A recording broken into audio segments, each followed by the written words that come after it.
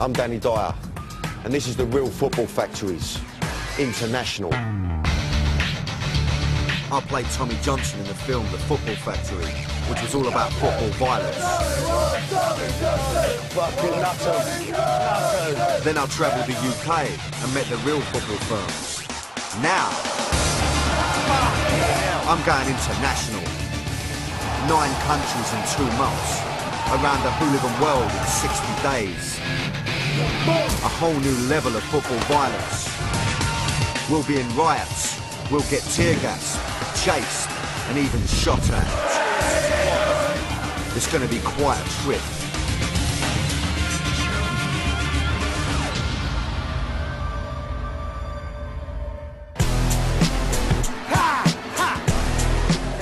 Tonight I'm in Poland, home to some of the most feared football firms in the world. U nas jak jest wojna, to jest wojna na całego. We wszystkich, na każdym froncie.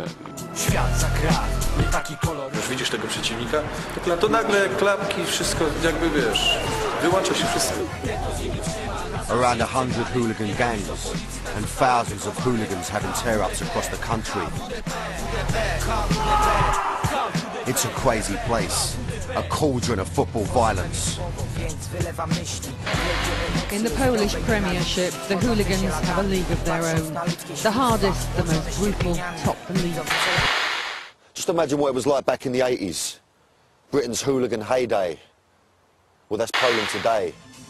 And I'm going to take you right onto the front line. I'm going inside the Polish firms, right to the centre of this violent world. I'll be face to face with blokes in balaclavas, in shady places straight out of a snuff movie. And I'm going to experience the most intense derby in Polish football. Part inferno, part all-out riot.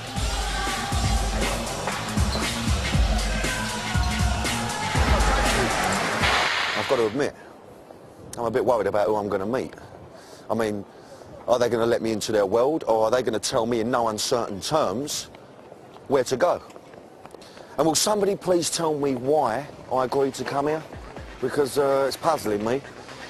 No, I need a little bar, I need a little cheeky vodka. What's Polish for Dutch courage? No. Poland is in the grip of football violence. To find out why, I went to 3 cities. Gdansk, Krakow and Warsaw. My journey started in Gdansk, which has a special place in the hearts of the Polish people.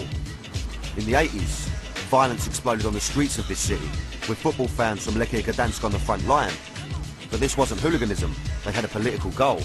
Now, there isn't many countries where you can say the fighting spirit of football fans helped change the course of a country's history, but that's exactly what happened here in Poland. Lechia Gdansk fans became the foot soldiers for Solidarity, the political group behind Polish independence, and they helped overthrow a communist government. Poland was a communist country until the late 80s. Here in Gdansk, fans of Lechia Football Club were active in Solidarity, the underground protest movement which brought down the regime. The fans fought for the Polish people when they squared up to their enemy, the communist militia.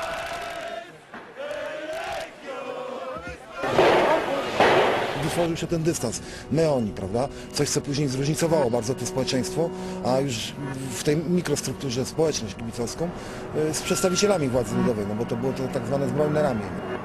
Mecz Lechii się kończył i każdy wracał na dzielnicę, a tych bandytów z ZOMO było pełno. Tak, bo zachodzenie w szaliku, sklepu się nie wracało. Ty miałeś szalik. These fans were banged up and beaten up, but they wouldn't let up. Lechia's ground was one of the few places where the people of the city could protest without being battered by the militia. After matches, thousands would march through the streets, chanting anti-communist slogans. They had a strength in numbers the militia feared.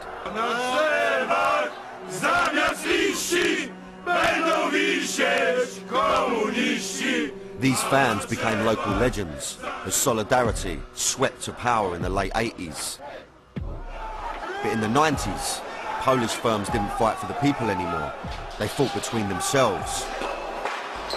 Hooliganism exploded across the country.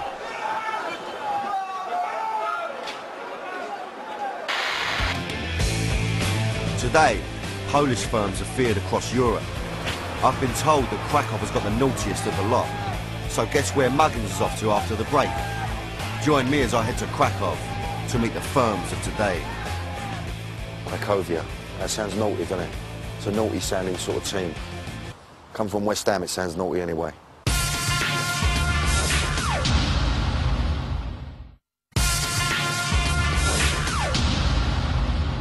Welcome back to the International Football Factories. For this episode, I'm in Poland. Since the collapse of communism, hooliganism's been an issue here. And by all accounts, the Krakow derby is as hard as it gets. Wisła Krakow versus Cracovia, otherwise known in these parts as the Holy War.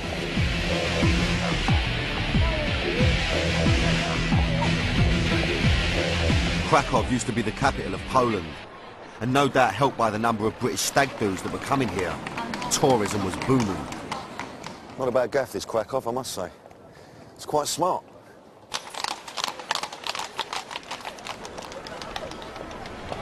But there was another darker side to the city, not always obvious at first glance.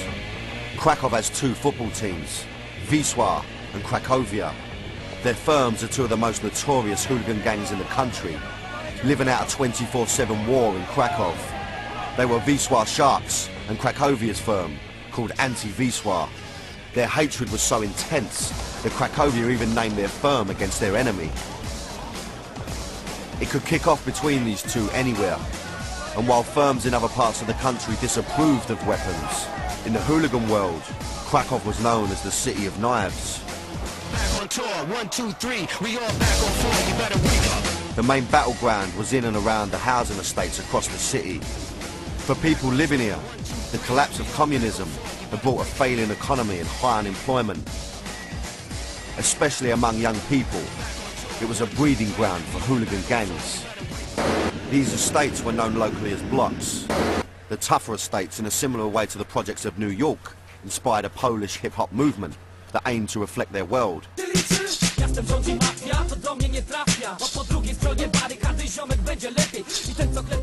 These estates supported one club or the other. You could find one supporting Cracovia, next door to an estate dominated by Wisła, which meant violence could happen anywhere, anytime.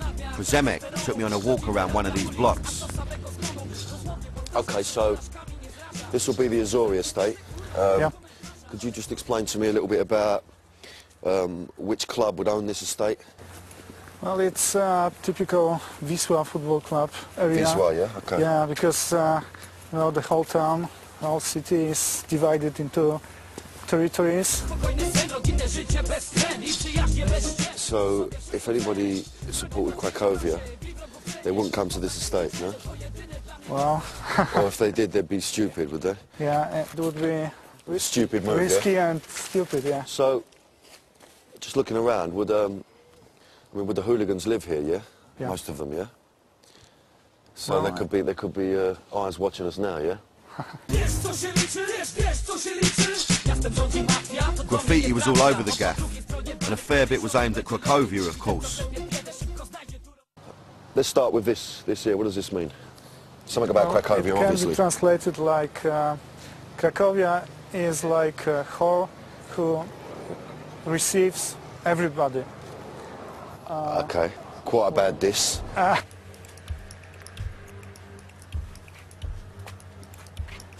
The Krakow derby's 100 years old, making it the oldest derby in Polish football.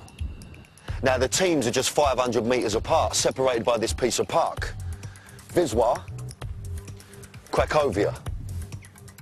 Now, they're constantly in each other's faces, making the city particularly tense.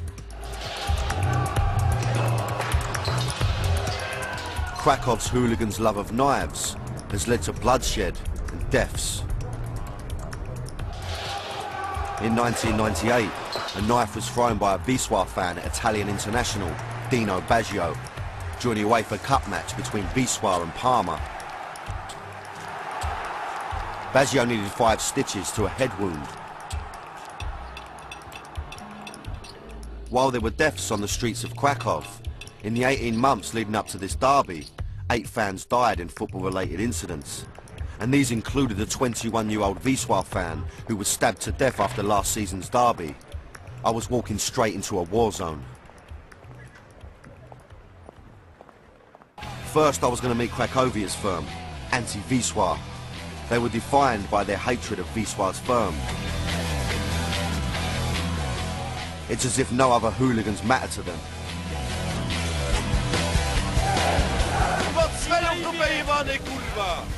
Titsa was one of their top boys, and you don't become that by making the tea, do you know what I mean?